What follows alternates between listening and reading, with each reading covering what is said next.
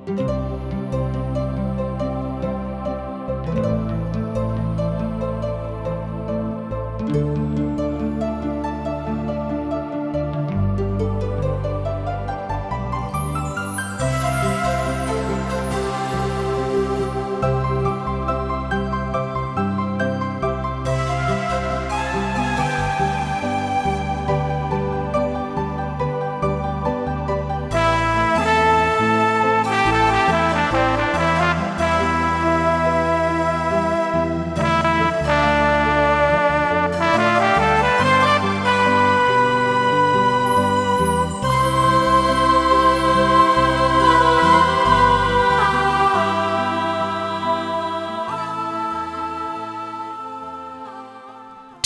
का प्रस्तुति जिंदगी की राह बाइबल की पुस्तक का क्रम से अध्ययन हवे, जौना में आपके उ सब मिली जीवन की परमेश्वर द्वारा बचावे और मसीह नियर जिए खातिर जरूरी है। बाइबल ए बात के बुनियादी रूपरेखा के भी साथ रखेला कि एगो विश्वासी के दूसरे के साथ कैसे जिए के बा, जे यीशु के पाछा चलेला। कृपा करके देखी सुनी ताकि परमेश्वर आपकी जिंदगी का रास्ता बतावस। हाँ मित्र, सबो उपदेशक अध्याय 4 सुलेमान के स्वार्थवाद के माध्यम से संतोष के खोज के विषय के लेके ही आगे बढ़त रहे। तब हम विचार कइनी कि सूर्य के नीचे धरती पर कतना अत्याचार होता और जेकरा पर अत्याचार होला उ लोर बहावेलन, पर ओनी लोग के लोर पोछे वाला केहू ना ह। अत्याचार करे वाला किने शक्ति रहे, पर लोर बहावे वाला किने ओहनी के संतावना देवे वाला भी केहू ना रहे।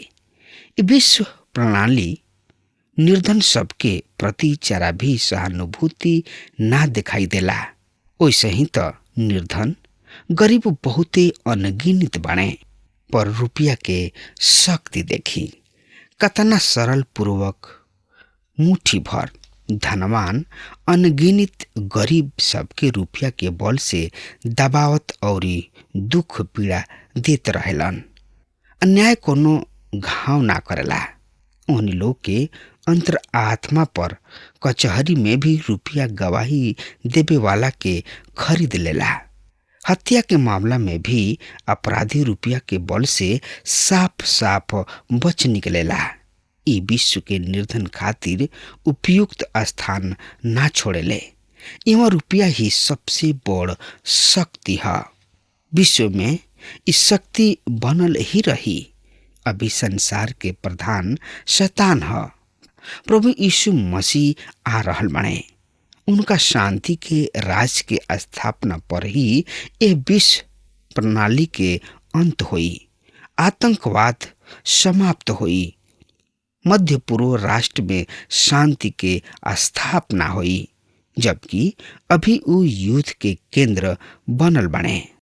तो एकरा बारे में और ज्यादा से ज्यादा जानकारी खातिर रुआ हमरा संगे आपन पवित्र शास्त्र बाइबल निकाल लेनी। हाँ तो उनमें देखी सबो उपदेशक की किताब 4 अध्याय के 2 पद एह तरी से बता रहल बा। सुनी ध्यान से। इतयों हम ओ मृतक सबके जौन की मुँह चुकल बने, ओ जीवतन के अपेक्षा जौन की अब तक जीवित बने अधिक सरहले। भाई बहन, अब हमरा पर विपत्ति के पहाड़ टूट पड़ता, जबकि हमनी के असहनीय पीड़ा जा पड़ी न जा। जब हमनी के बहुत हानि होला अथवा हमनी के बिना मतलब के लज्जा स्थिति के सामना करे के पड़ेला, हमनी के शायद मन ही मन ई कामना करे लागी न जा कि काश हम पैदा ही ना भइल रहती, या एलिया के जैसन प्रभु हमारा जान ले लो। ये दोनों ही अभिव्यक्ति सब परमेश्वर के विरुद्ध विद्रोह। दोनों ही परिस्थिति में एह आदमी के मृत्यु भयभीत कर ही नहीं खे पावत। उ आदमी जेकर जन्म ही नहीं खे भइल मृत और जीवित आदमी सबसे श्रेष्ठ है। उ आदमी ई उक्ति भी एगो सिक्का के दू पहलू है। यह प्रतिकूलता सबसे भरल विश्व यह विश्व प्रणाली के देख के सही में यह विचार आयल करेला कि धन्य बाड़े उ जवन की एकरा बारे में विश्व में पैदा ही ना लिहले। यही सब उपदेशक के किताब 4 अध्याय के 4 पद एह तरी से बता रहल बा। फिर हम देखनी कि हर एगो निपुणता के कार्य जौन कइल जाला उ आदमी के अपना पड़ोसी से प्रतिस्पर्धा के कारण कइल जाला। इहो व्यर्थ तथा हवा पकड़े के कोशिश है। भाई बहन, ई रोचक तथ्य यानी कि कथन है कि अहंकारी यानी कि घमंडी स्थापन व्यवस्था के विरुद्ध विद्रोह कैले रहन। उन्हीं लोग अत्याचार तानाशाह के विरुद्ध सिर उठौले रहन। वही नीति के विरोध करेलन जौन की अनुचित बा। तब ओकरा खातिर का कही जौन की सब कुछ कानून व्यवस्था और नीति के अनुरूप सही कैल करेलन। उ जौन की सुधार के दिशा में कोशिश में करेलन और एगो स्थिति में आके उ हार के उहो इहे कह बैठेलन मेहनत से का लाभ होइल, केवल समय और प्रयास बेकार गइल, यानी कि समय के बर्बादी। ई जिंदगी के प्रति निराशवाद है मित्र। तो एकरा बारे में और ज्यादा से ज्यादा जानकारी खातिर रुआ हमरा संगे आपन पवित्र शास्त्र बाइबल से देखी। सब उपदेशक की किताब 4 अध्याय के 5 पद एह तरी से बता रहल बा। मूर्ख हाथ पर हाथ राखी के बैठल रहेला और अपना ही देह के मांस खाला। का इहवा मूर्ख के नरभक्षी या भक्षक राक्षस घोषित कइल जा रहल बा? ऐसा नहीं खे। यहाँ एकर मतलब ई बा कि उ आत्म रक्षा में आपन देह के संभाले के दिशा में कुछ भी नहीं खे कर रहल। अपना ही हित के कार्य उ नहीं खे कर रहल। कुछ सीमा तक समाज कुछ यही तरीके हो गइल बा। सब कुछ एकदम तैयार चाहिए, बस उठाव और रसगुल्ला मुंह में डाल लो। आधुनिक मानक के सब कुछ तैयार ही चाहिए, पर ये सब के दुर्गामी परिणाम का होला कबहुओ सोचले बानी रहुआ? 6 पद एह तरी से बता रहल बा। चैन के साथ मुट्ठी भर और 2 मुट्ठी से बढ़िया बा, जेकरा साथ परिश्रम और व्यर्थ संघर्ष पावल जाला। भाई बहन, जौन कुछ हवा के पकड़ल जैसन है, बहुते सार्थक बात कह दिहल गइल बा। यहाँ ये आदमी सब काम अपना ही ढंग से करे चाहेले, पर श्रेष्ठ उहे है कम मेहनत में मन के शांति। एकरा अपेक्षा की रुआ दोनों हाथ कठिनाई सबके औरी झुलझुलाहट से भरल बा। मित्र भाई बहन, तो एकरा बारे में और ज्यादा से ज्यादा जानकारी खातिर देखी सब उपदेशक की किताब 4 अध्याय 7 पद एह तरी से बता रहल बा। तब हम सूरज के नीचे फिर एगो व्यर्थ बात देखनी।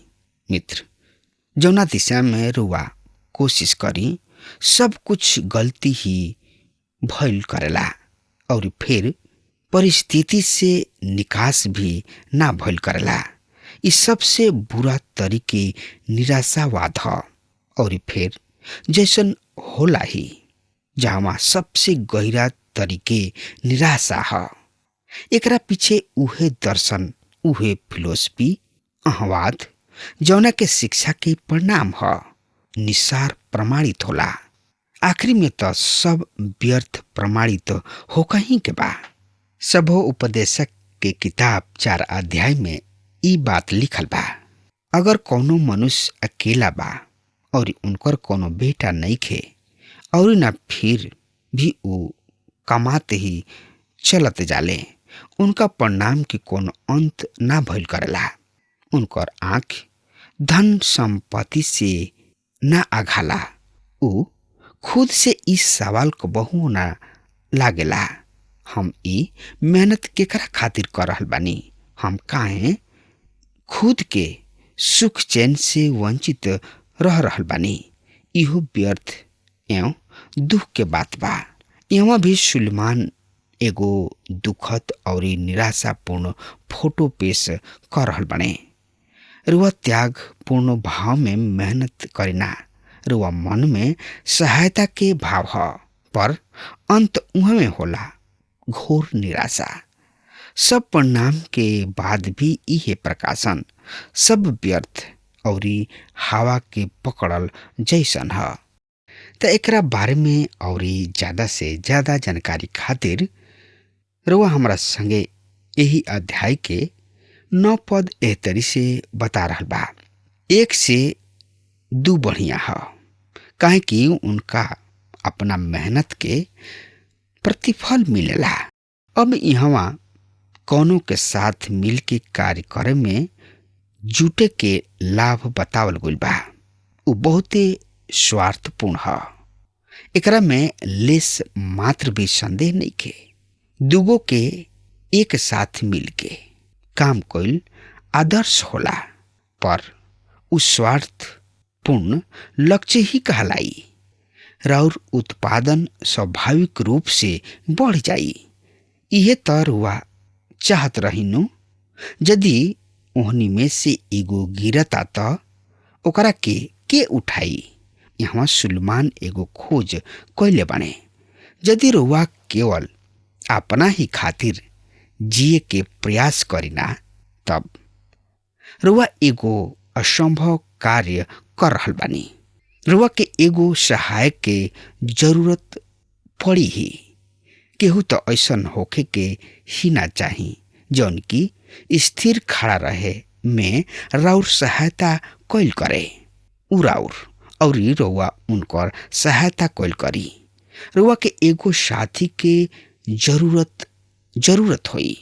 दुख ओ आदमी खातिर होला जे अकेला बा और गिर भी जाले। उनकर स्थिति दशा बहुत दयनीय हो जाला। ऐसे जब कबहुओ यात्रा पर निकली, रुआ के एगो साथी के साथ जाए के सलाह दिहल जाला। जब कभी भी अचानक दुर्घटना के स्थिति में कोनो अन्य के आसपास होकर बहुते बड़ सहायता सिद्ध होला। सेवानिवृत्त आदमी के इहे एगो बड़ समस्या भइल करेला। उ बहुते अकेले पड़ जाले और उनकर अवस्था उ होला जब उनकर शारीरिक और मानसिक रूप से एगो सहारा के बहुते गहरा जरूरी हो जाला। भाई बहन, साथ में रहल एक आदमी के बहुते ही जरूरी होला, चाहे रुआ मानी या ना मानी। ए तेज तीव्र गति से भागत समाज में आवश्यकता बा एगो साथी के। एगो साथी जौन की आवश्यकता के समय सहायता खातिर उपलब्ध रहल। 12 पद एह तरी से बता रहल बा। अकेला आदमी पर केहू भी प्रबल हो सकता, पर दुगो होखला पर से उ ओकर सामना कर सकता। 3 गो जेवर से बनल रस्सी जल्दी ना टूटेला। अगर हमार बात रुआ किने पहुंच रहल बा तो यही घड़ी इहे वक्त बा कि रुआ प्रभु यीशु मसीह किने आई और अपना आप के प्रभु यीशु मसीह के हवाले कर दही। काहे कि उ महान परमपिता परमेश्वर हमन। प्रभु यीशु मसीह किने आई और प्रभु यीशु मसीह से अपना बात के कही। हमरा बात पर अमल जरूर करब और प्रभु यीशु मसीह किने जरूर आईब। तबे राउर उधार बा। अब हमार समय खत्म हो रहल बा। तब तक खातिर वो हमरा के आज्ञा दी। परमेश्वर रुआ के बहुत ही आशीष देस। आमीन। हमके विश्वास बा कि ई कार्यक्रम आप सब खातिर फायदेमंद सिद्ध भइल हुई। हम चाहतनी कि आप सब अपन अपन आशीष हमरों से बांटी। अगर आप सब के लगे बाइबल से चाहे आपकी निजी जिंदगी से कोनो सवाल होके, चाहे कोनो समस्या खातिर प्रार्थना करावे चाहतनी, तो हमारी फोन नंबर पर जरूर संपर्क करें। परमेश्वर आप सबके बहुत आशीष प्रदान करें और आज का दिन आप खातिर सुखद बनावें।